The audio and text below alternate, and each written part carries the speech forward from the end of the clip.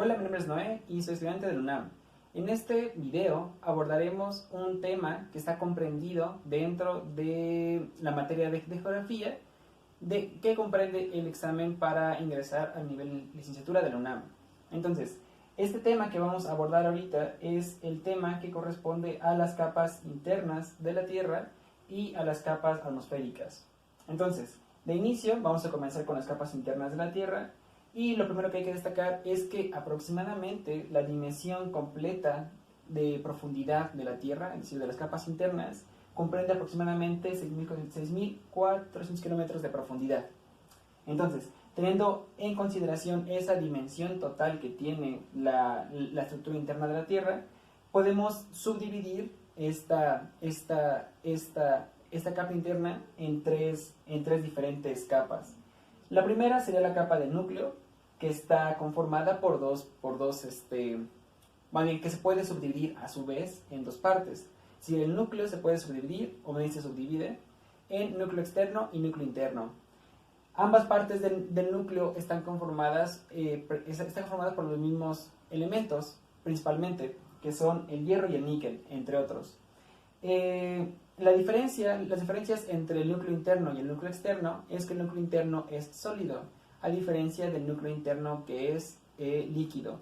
El núcleo interno, al ser líquido, tiene la capacidad, más bien uno de los efectos que ocasiona es el alterar el campo gravitatorio de la Tierra.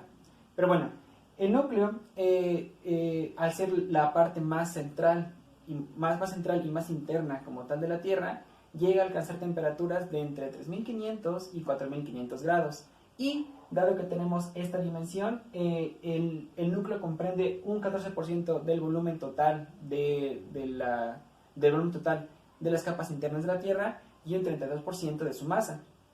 Una vez que pasamos el núcleo, vamos a la siguiente capa interna de la Tierra, que es el manto. El manto está compuesto principalmente por dos elementos, que es el hierro y el magnesio, y también por sílice, que es un conjunto de minerales.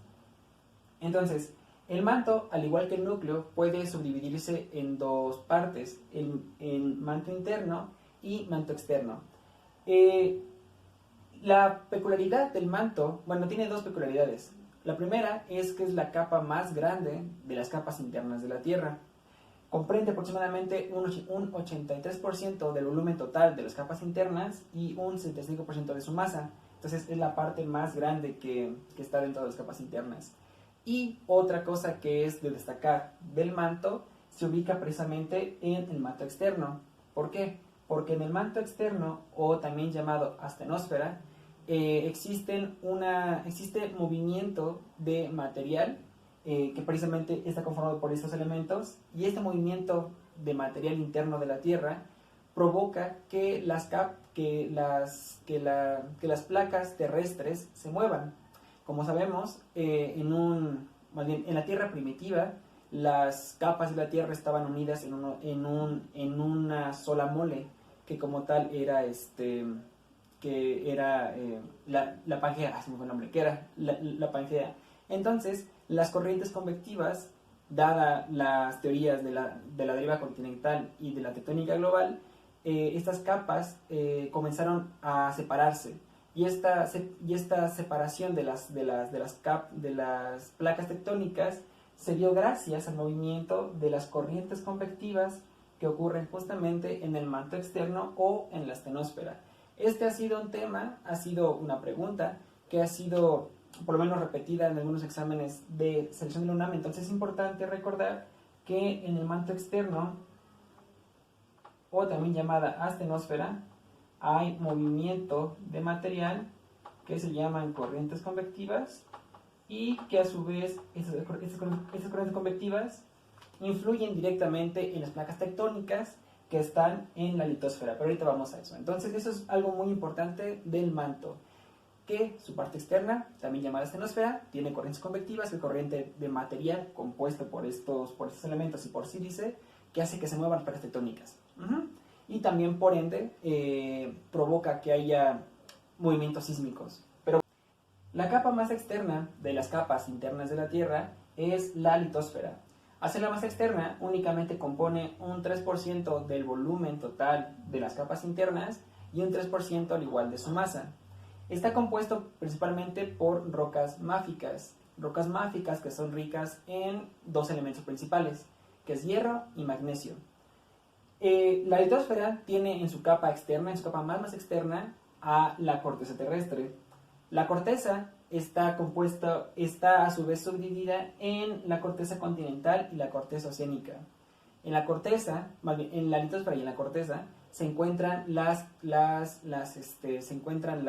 placas tectónicas que como comentaba anteriormente, tienen su movilidad gracias a las corrientes convectivas del manto. Entonces, el manto mueve las placas que se encuentran en la corteza terrestre, que es parte de la litosfera, y esto provoca pues que los continentes poco a poco se sigan separando y que también haya, en la parte de la corteza oceánica, que haya choques entre ellas que provocan movimientos sísmicos. Entonces, eso es parte de otro tema del temario de geografía, pero es importante comenzar a comentarlo. Entonces, eso es algo que se ha repetido muchas ocasiones en los exámenes y es importante tenerlo en cuenta, lo de las corrientes convectivas y que las corrientes convectivas mueven a las placas tectónicas que se encuentran en la corteza y por ende en la litosfera. Bueno, sí. Posteriormente a las capas internas de la Tierra tenemos las capas que componen a la atmósfera. La atmósfera en un inicio tenemos que saber que es una mezcla de gases que está compuesta principalmente por nitrógeno y oxígeno y vapor de agua, entre muchos otros elementos, pero lo principal siempre nitrógeno, oxígeno y vapor de agua en ese orden. Obviamente muchos más elementos, pero son los principales que la comprenden. La atmósfera, al igual que la parte interna de la Tierra, tiene una serie de capas. En este caso son muchas más capas las que componen a la atmósfera. Iniciando, tenemos a la primera capa atmosférica, que es la troposfera. La troposfera es muy importante porque en ella se da como tal la vida. ¿Esto por qué? Porque en la atmósfera se encuentra la mayoría del vapor de agua y por ende pues eso permite que haya vida en la Tierra. Claro, todas tienen su papel importante, pero pues la troposfera tiene como esa característica. La troposfera se extiende, obviamente, desde 0 kilómetros hasta 10 kilómetros. Entonces, eso es como tal lo que abarca la atmósfera. Una vez que la atmósfera termina a los 10 kilómetros, existe como una zona de transición que se va a repetir. Bueno, hay una zona de transición. En cada capa atmosférica hay zonas de transición. En este caso, la zona de transición de la troposfera se llama tropopausa. Entonces, esa tropopausa justamente se encuentra a los 10 kilómetros y a partir de la tropopausa hacia enfrente, o más bien hacia arriba, para ser más correctos, hacia arriba, se encuentra la segunda capa, que es la estratosfera. La estratosfera comienza desde los 10 kilómetros, que es donde está la tropopausa, hasta los 50 kilómetros, que es lo que tenemos aquí arriba.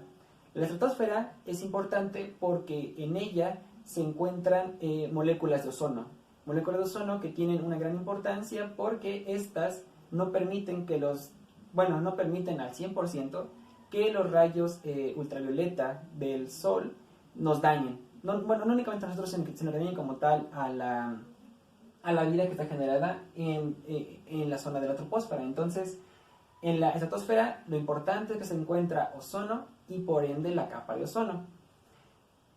Luego de la estratosfera, de nuevo, al igual que la troposfera, hay una zona de transición, que en este caso se llama estratopausa, y esta se encuentra justamente a los 50 kilómetros.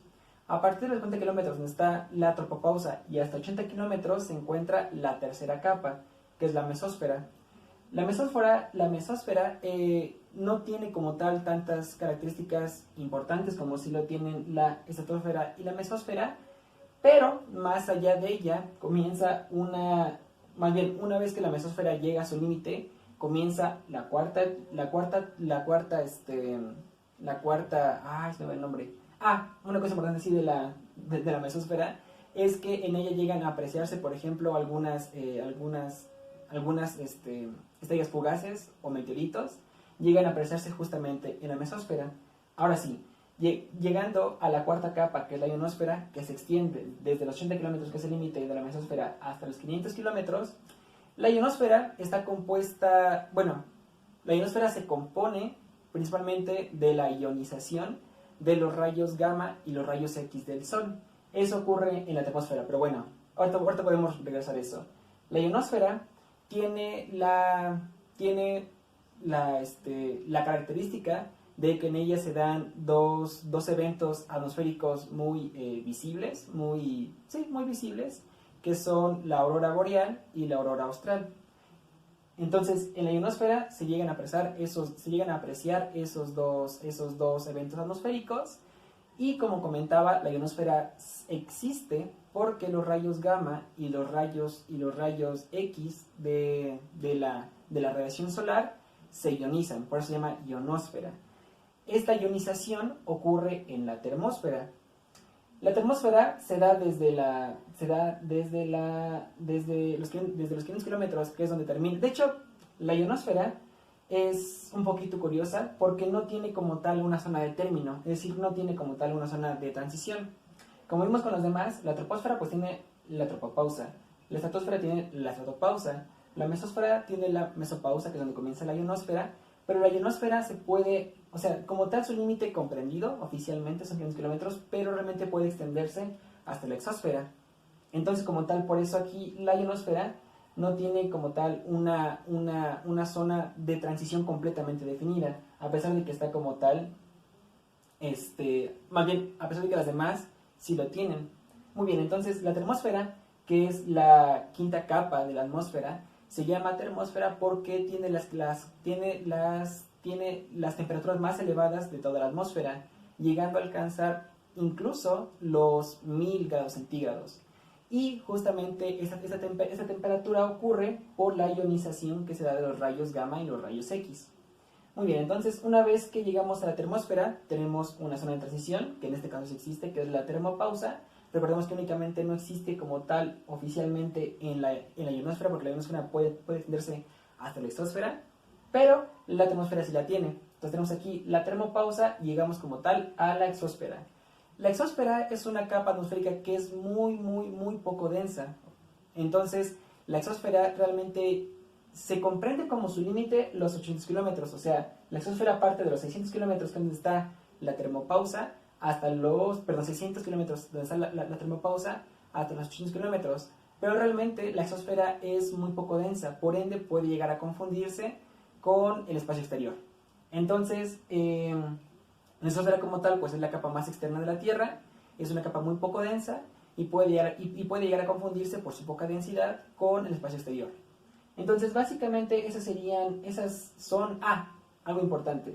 Aquí en el pizarrón únicamente están escritos tropo, estrato, meso, iono y termo. ¿Por qué? Porque todas las capas de la atmósfera comparten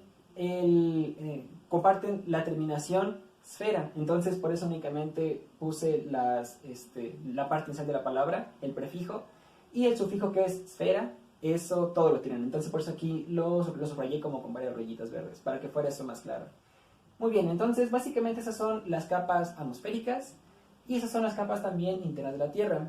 Como comentaba en un inicio del video, esto comprende uno de los temas del examen.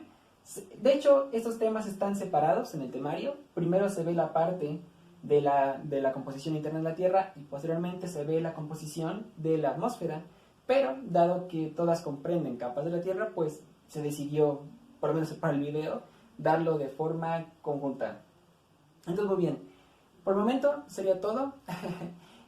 Procuraremos seguir subiendo videos en los cuales abordemos temas del temario para ingresar a la UNAM. Y pues posiblemente para el siguiente video seguiremos abordando temas de matemáticas, o posiblemente continuemos con otra materia, de forma que haya como diversidad con los temas. Pero bueno, por el momento, eso ha sido todo. Me despido. Mi nombre es Noé y Goya.